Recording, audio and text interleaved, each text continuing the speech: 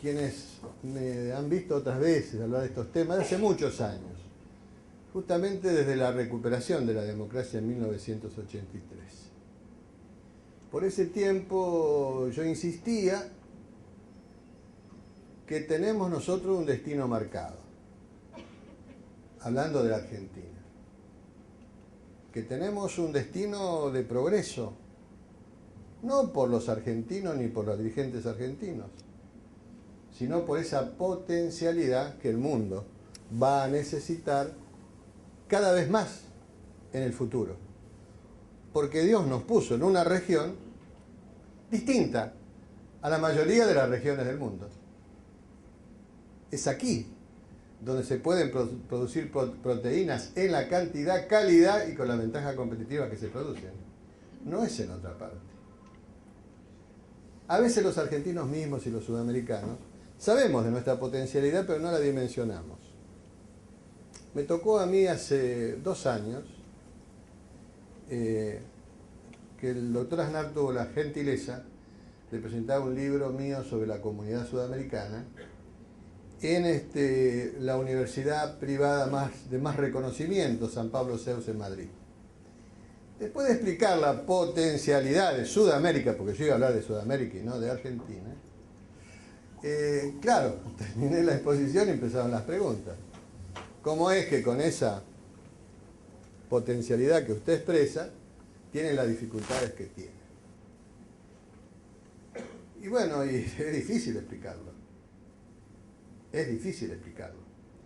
Pero en realidad eso que dije antes, la falta en Sudamérica de hombres más allá de su proveniencia política o ideológica, de pensamiento estratégico, es por demás evidente. Y quien ha estado como yo al frente de Mercosur, bueno, una declaración que hice hace 15 días, que después me arrepentí, uno hace declaraciones y después se arrepiente.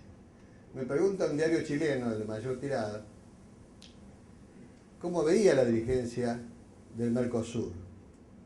Yo decía que por lejos Brasil nos ha sacado una diferencia enorme. De hace muchos años. Por lo menos bien marcado de la época de Cardoso y de la época de Lula ahora. Una enorme diferencia. Después estaba Chile. Yo conozco a los dirigentes chilenos. Estoy hablando de la superestructura dirigencial, no de las segundas líneas, que sabemos que hay valores en todos lados. Y después Uruguay. Y después nosotros y Paraguay. Esa es la triste verdad. Pero mucho más triste es que los que se enojaron al leer estas declaraciones fueron los paraguayos. Pasó eso. Y bueno, estamos entonces sin entender qué debemos hacer. Y yo vengo insistiendo desde hace muchos años. No tenemos nada que inventar. No tenemos que ser originales. Nadie le exige originalidad a los dirigentes.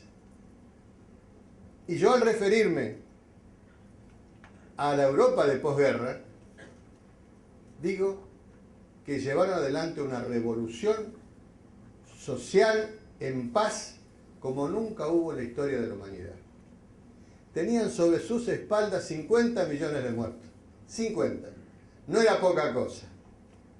Pero claro, estaban los que nombré y muchos otros que yo no conozco, que ni he leído de ellos. Y después de 50 millones de muertos, los europeos dijeron: tenemos primero desarrollarnos productivamente. ¿Y cómo se desarrolla productivamente un país? ¿Tiene que seguir alguna línea económica? Europa desmiente eso.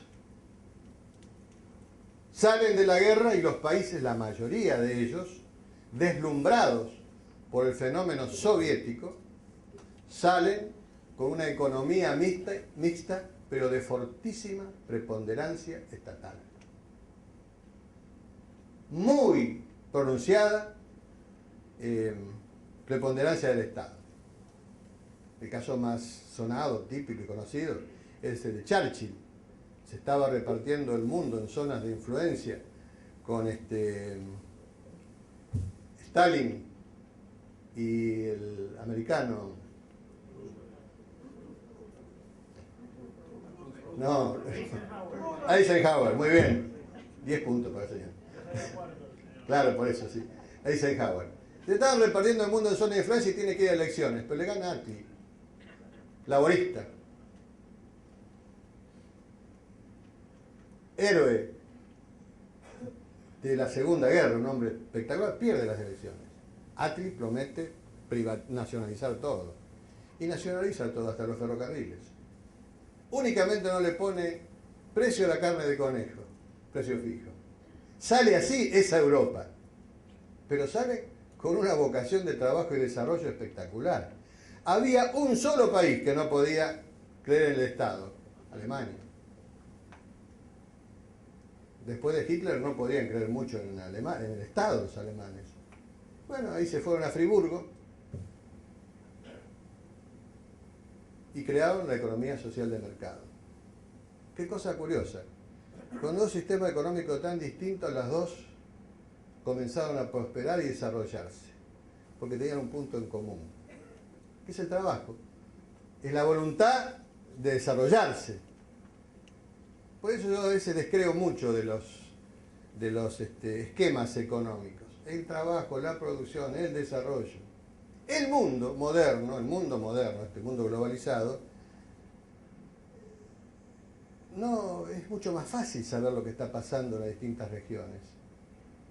Es que no sabemos que hay un arsenal teórico y estructural para desarrollar las potencialidades de cada país.